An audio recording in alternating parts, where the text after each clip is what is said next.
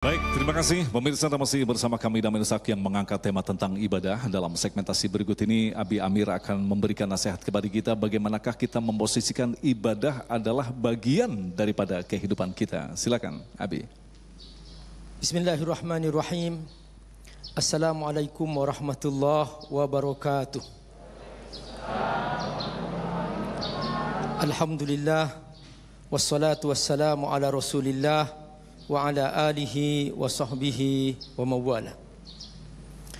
Bapak Ibu rahimakumullah, para guru dan seluruh pemirsa TV One Damai Indonesiaku dimanapun Anda berada. Wabil khusus keluarga besar Pondok Pesantren yang sekarang kita sedang di sini, semoga Allah berkahi. Bapak Ibu rahimakumullah, kita semua milik Allah. Karena kita diciptakan oleh Allah. Minka ya Allah. Dan kita semua harus berbuat untuk Allah. Lakah ya Allah. Dan kita semua akan kembali kepada Allah. Ilaika ya Allah. Ini tiga kata yang harus selalu kita ingat. Minka, walaka, wa ilaika. Darimu ya Allah, untukmu ya Allah, dan kepadamu ya Allah aku akan kembali. Allah yang menciptakan langit dan bumi, biyadihil mulk, di tangannya semua kekuasaan. Wa huwa ala kulli syai'in qadir, dia bisa berbuat apa saja. Itulah mengapa kita wajib menyembah Allah. Karena kita butuh Allah. Karena kita miliknya. Dan kita akan kembali kepadanya. Dan kita akan dihisap olehnya. Inna ilaina iyabahum summa inna alaina hisabahum. Kau pasti kembali kepadaku, kata Allah, dan aku pasti akan menghisapmu. Kewajiban kita sebagai hamba Allah kepada Allah, inilah yang namanya ibadah. Para ulama menjelaskan al-ibadah hiya al-khudu'u wal-inqiyad lillahi ta'ala. Ibadah adalah ketundukan, kepatuhan. Tadi kata Ustaz Taufikur Rahman, sami'na wa ata'na. Kita siap mendengar, kita siap patuh. Inilah hakikat ibadah. Orang yang menjadi hamba Allah namanya abid. Orang yang selalu beribadah kepada Allah namanya abid. Kewajibannya namanya at-ta'abbud. Dan ini semua dirangkum dengan kata ibadah. Bahwa aku akan kembali kepadamu ya Allah, dan aku menyiapkan suatu amalan yang kau ajarkan. Inilah namanya ibadah.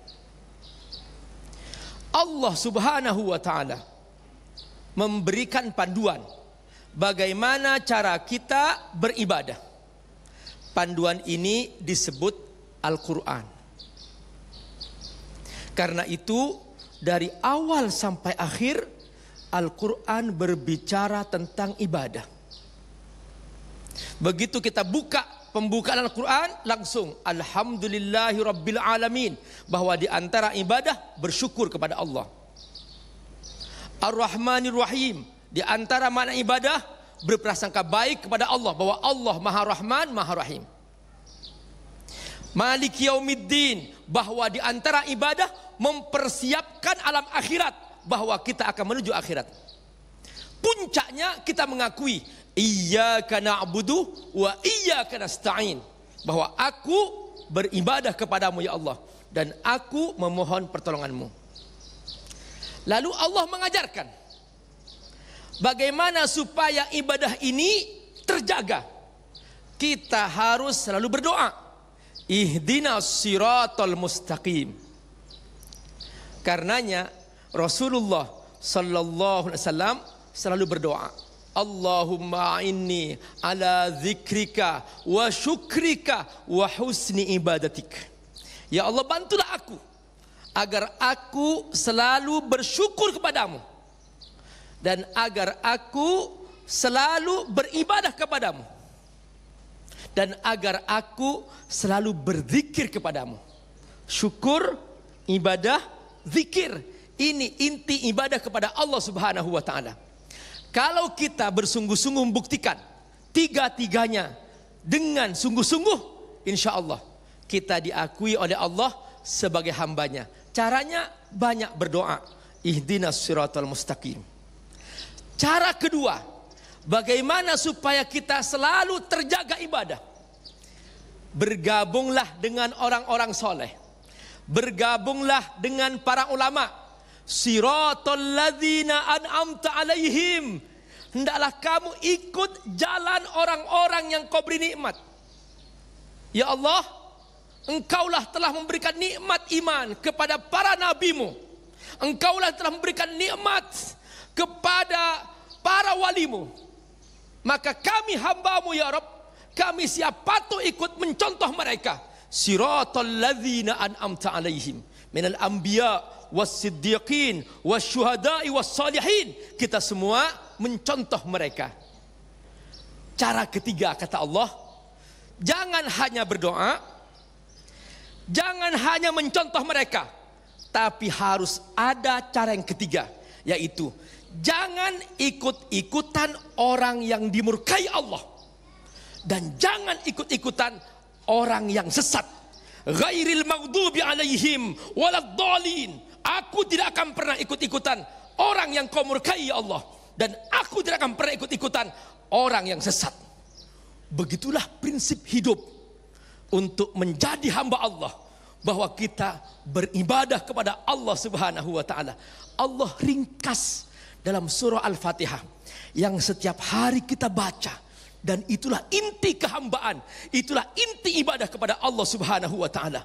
Dan setelah itu semua kandungan surah Al-Fatihah ini Allah jelaskan dalam setiap surah. Surah Al-Baqarah, surah Ali Imran, surah An-Nisa, terus berlangsung sampai akhir. Karenanya di akhir Al-Quran langsung Allah tutup bahwa kita hendaklah selalu minta perlindungan dari godaan setan, dari segala yang merusak iman kita, dari segala yang merusak ibadah kita. Qul a'udzu birabbin nas, malikin nas, ilahin nas, min syarril waswasil khannas, alladzi yuwaswisu fi sudurin nas. Yang merusak jiwa, yang menggoda kita agar kita jatuh dalam dosa. Kita minta perlindungan setiap saat. Karena itu ayah bunda rahimakumullah, supaya kita selalu terjaga dari godaan setan, pagi-pagi kita diajarkan agar membaca ketiga surah ini, Al-Ikhlas, Al-Falaq, An-Nas, 3 kali. Namanya doa pagi hari.